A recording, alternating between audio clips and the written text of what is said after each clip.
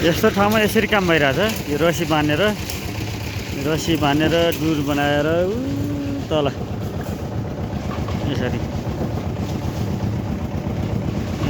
तल काम भइरहेछ। अलिक खतरा छ यहाँनिर।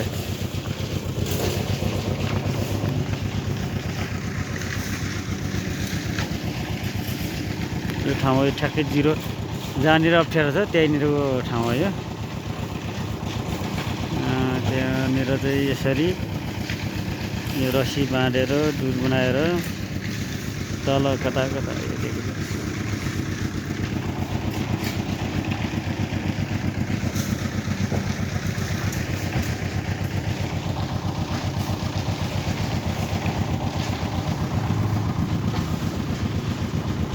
यस्तो ठाउँ छ।